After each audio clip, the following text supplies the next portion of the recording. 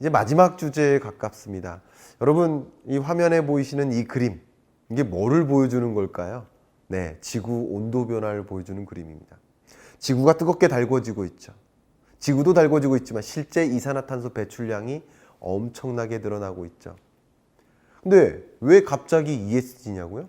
기후 리스크 얘기는 우리 초등학교 때부터 들었던 거 아닙니까? 1970, 80년대부터 지긋지긋하게 자연보호해야 된다는 얘기 듣지 않았습니까? 근데 왜 갑자기 ESG 경영, ESG 패러다임 이런 얘기가 세상에 막 만방에 울려 퍼집니까? 여러 가지 계기가 있지만 한 가지 중요한 계기가 바로 코로나19였습니다. 코로나19 하면 경제적 충격이죠. 이미 2008년에도 글로벌 금융위기 때 이산화탄소 배출량이 줄었었어요. 2020년에도 당연히 경제 위기로 뭐 공장 가동도 중단되고, 그죠? 그리고 교통량도 줄어들죠. 이산화탄소 배출량이 줄어들었어요. 국제기구들, 주요국들이 뭐라고 합니까? 가능성을 봤다. 사람이 어떻게 대응하면 실제로 이산화탄소가 저감될 수도 있겠구나. 이참에 우리 다시 올라가는, 다시 제자리로 돌아가는 게 아니라 저감된 형태로 계속 이렇게 시나리오를 가져가 보자 하는 가능성을 본 거고요. 그리고 이건 제가 직접 찍은 사진인데요. 저도 온라인 쇼핑을 하니까 핸들 커버 하나 주문했는데 이만한 가전제품 박스 같은 것들이 온 거예요. 코로나19로 정말 일회용품 사용이 많이 늘고 포장재, 냉각재, 충격 완충재, 상추 하나 샀는데 이런 것들이 다 같이 배송 오죠. 결국 이런 일회용품 사용에 대한 피로도 느끼고 이러면서 우린 적극적으로 대응해야 되겠구나.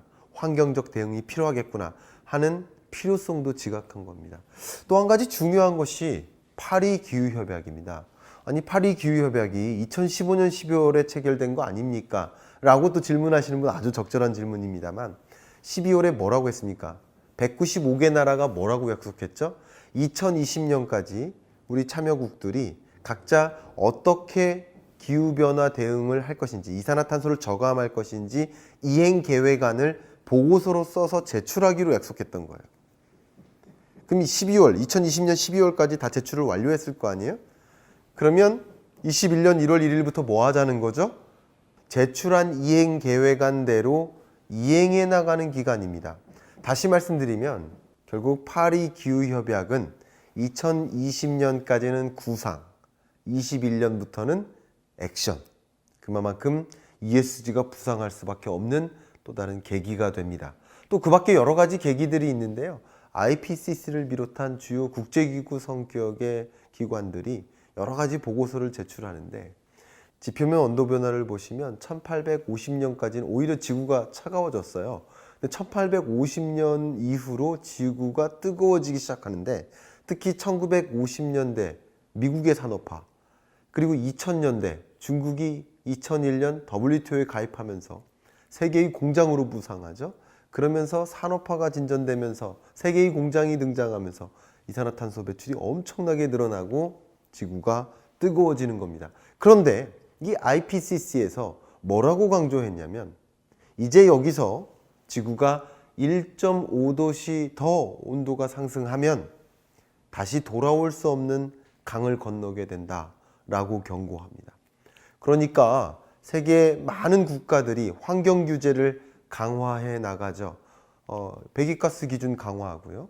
2025년에는 네덜란드나 스웨덴이나 이런 나라들이 아예 내연기관차는 통용되지 않도록 판매 안 되도록 규정을 만듭니다. 그러니까 당연히 많은 기업들이 어떻게 할까요? 대응해 나가죠. 많은 자동차 기업들이 우리도 2025년부터는 전기차 아니면 판매 안 하겠다. 그렇게 준비를 하겠다라고 움직입니다. 이런 것들이 ESG적인 대응이라고 볼 수 있겠죠. ESG라는 것이 단순히 이윤 극대화라는 재무적 목표와 반하는 그런 목표가 아니라 그냥 이렇게 친환경적인 그리고 사회 문제 해결 그리고 지배구조 개선과 같은 이러한 비재무적 목표를 이루어 나가는 것이 오히려 비즈니스 기회를 갖고 더 많은 이윤 극대화를 위한 길이 될 수도 있겠구나라는 것을 판단하시는 데 근거가 될 것 같습니다. 마스터카드의 사례를 들어드리면 재밌습니다. 미국의 많은 시민들이 환경의식 수준이 굉장히 높아요. 소비자들은 소비할 때마다 이 마스터카드의 탄소 계산기라는 어플리케이션을 이용해서 내가 지금 이산화탄소 얼마큼 배출했네 실시간으로 확인할 수 있어요.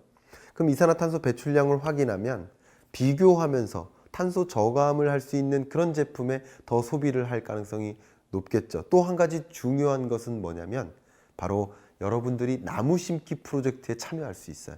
포인트가 쌓이죠? 그 포인트를 가지고 나무 심기 프로젝트에 투입시킬 수 있고, 여러분이 원하신다면 오늘 탄소 배출 100 했으니까 탄소 저감을 위해서 나무 심기 프로젝트에 얼마 쓸 거야, 이렇게 할 수가 있는 거예요. 그만큼 여러분 스스로 탄소 중립을 이룰 수 있도록 도와주는 어플리케이션을 출시합니다. 포스코와 현대제철이 원래 경쟁사 아니겠습니까? 그러나 ESG 대응만큼은, 탄소 중립 상생 노력만큼은 우리가 함께 하겠다, 경쟁의 문을 열어버리겠다, 이렇게 접근을 하고 있습니다. 예를 들면 광양에서 많은 물건을 싣고 당진까지 갑니다. 그동안 많은 물건 싣고 가지만 다시 돌아올 때는 어떻게 해요? 배가 비어 있죠. 돌아올 때는 현대제철의 물건을 싣고 다시 돌아옵니다. 이러한 상생 노력으로 탄소 감축량이 약 3,000톤에 달하고요. 이것은 약 54만 그루의 나무를 심는 효과다라고까지 강조를 합니다. 그뿐 아닙니다. 삼성전자와 현대제철이 반도체 폐수를 재활용하는 데 공동기술 개발을 하고요. 또 포스코와 현대제철이 조개 껍데기나 이런 굴 껍데기를 이용해서 석회석을 대신해서 사용할 수 있는 그런 방법을 또 공동 연구 개발합니다. 지금 방금 말씀드렸던 것처럼 탄소 중립만큼은, ESG 경영만큼은 굳이 경쟁자라고 생각하는 것이 아니라 함께 협업하는 그런 새로운 모델들도 등장합니다. 두산중공업은요, 수소 개질기를 도입합니다. 폐플라스틱이나 폐비닐을 넣으면 수소가 생성되는 수소 공정도를 도입하고요. 이런 것들을 더 효율화해 나가고 있습니다. 이렇게 2021년에는 친환경적인 환경 보존을 위한 노력, 이를 강조하는 ESG가 열풍이었었죠. 근데 2022년부터는 친환경적 노력 이외에 사회 문제를 좌시하지 않겠다 하는 움직임이 또 팽배될 것이고, 윤리 경영도 함께 맞물리면서 ESG 경영이 22년 내내 두각을 보일 것이라고 보고 있습니다. 실제 제가 최근에 연구 보고서를 냈는데, 국민이 인식하고 있는 한국이 당면한 가장 영향력 있는 중요한 과제는 무엇일까? 기후위기도 아니에요. 인구 감소도 아니에요. 저성장도 아니고 양극화도 아닙니다. 저출산 고령화를 한국이 당면한 가장 중요한 과제로 인식하고 있다. 결국 기업들이 친환경적인 접근을 통해서 ESG 경영을 표방해 왔지만 2022년부터는 저출산 고령화와 같은 여러 사회 문제 해결에 적극적으로 가담하면서 ESG 열풍이 이어질 것이다 라고 전망이 됩니다. 가장 대표적인 예가 독일의 이미 고령사회를 경험한 마트 회사죠. 카이저는요, 보세요. 카트 손잡이에 뭐가 달려 있습니까? 돋보기가 달려 있죠. 그뿐 아닙니다. 이 돋보기 밑에 뭐가 또 달려 있죠? 의자가 달려 있어요. 의자 밑엔 또 뭐를 꽂는 게 있는데, 이게 뭐죠? 지팡이 꽂이에요. 고령자 프렌들리한 친고령자 유통 환경을 만들기 위해 노력한 거예요. 이게 저출산 고령 사회의 문제에 대응하기 위한 기업의 대응책이다. ESG 경영이라고 볼 수 있겠죠. 그 밖에도 안전 문제 얼마나 많이 강조되고 있습니까? 유통 플랫폼 기업이 지금 불매운동하에 굉장한 충격을 받고 있습니다. 안전 문제를 무시했기 때문이에요. 제가 매우 친하게 지내는 이 판타웍스라는 스타트업의 컨텐츠가 바로 이 안전작업 시뮬레이션을 가능하게 하는 메타버스 기술을 도입한 실감나는 교육 컨텐츠를 제공하는 그런 기업이라고 볼 수 있습니다. LG화학이 안전교육에 활용하기 위해서 이 컨텐츠를 발주했고 판타웍스가 수주를 했는데요. 결국 뭐냐면 교육 현장에서 안전교육이 중요하다라는 것을 강조하고만 있지만 현장을 전혀 못 느껴요. 현장 가보니까 교육받았던 거랑 전혀 다른 세상이에요. 그러니까 안전사고가 굉장히 많잖아요. 실제 현장을 다녀올 것 같은 그런 수준의 체험이 가능한 그런 메타버스를 활용한 실감나는 교육도 도입해 가고 있다. 이런 것들도 안전 문제를 우리 무시하지 않는다, 중요시한다 하는 사회 문제에 적극적으로 대응하는 그런 ESG 경영이라고 볼 수 있을 것 같습니다. 여러분 어떻게 보셨습니까? 이 짧은 시간 동안만 집중해 보셨을 때도 정말 많은 새로운 경영 패러다임, 경제 여건의 변화가 관측되지 않습니까? 이제 세계 경제 어떻게 흘러갈까요? 2020년 세계 경제는 마이너스 3.1%의 엄청난 경제 충격을 경험했고요. 2021년 약 5.9% 수준으로 뚜렷하게 회복될 것으로 보고 있습니다. 2022년에도 이러한 회복세가 상당 부분 진전될 것이다. 코로나19 이전 수준으로까지 경제가 회복될 것이다 라는 것을 강조하고 싶어요.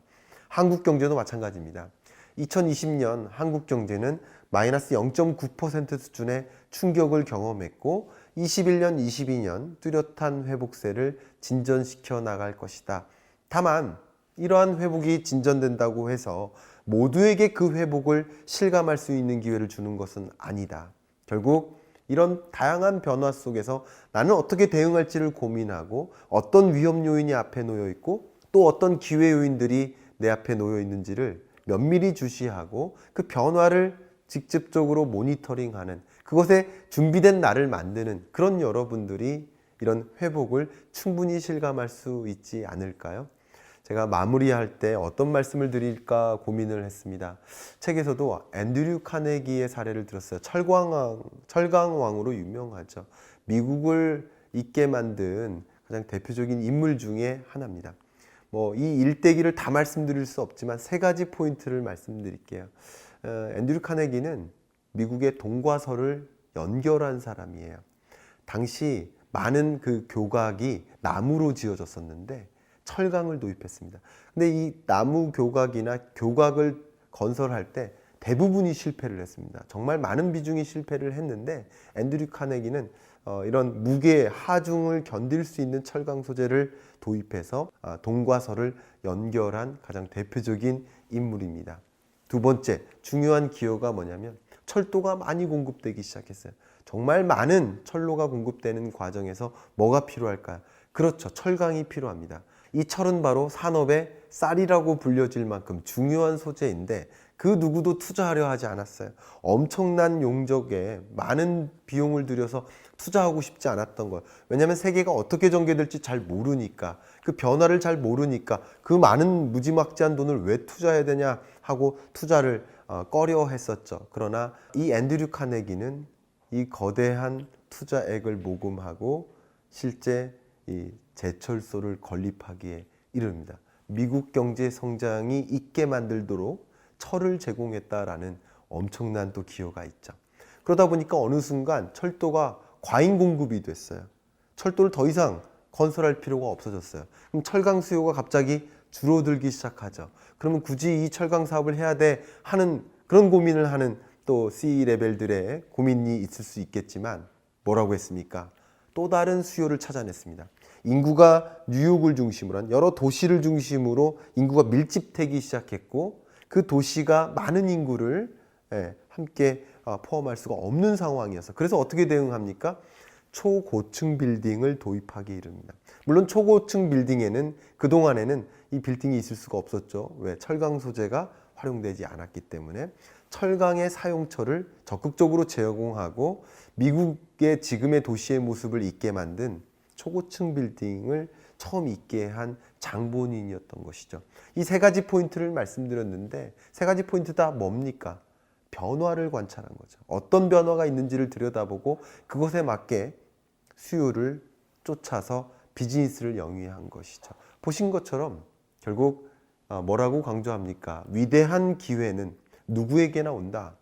다만 미래를 전망하는 시야가 있는 자에게만 그 기회가 얻어질 수 있는 것이다. 모두에게 기회가 오는 것이 아니라 미래를 읽고 그 변화를 읽어나가는 그런 여러분들에게만 기회가 올 수 있을 것이다. 그만큼 여러분들은 변화에 투자하라. 변화를 읽어나가는데 게을리함 없이 해야겠다라는 말씀을 여러분께 전해드리면서 제 강의를 마무리하도록 하겠습니다. 감사합니다.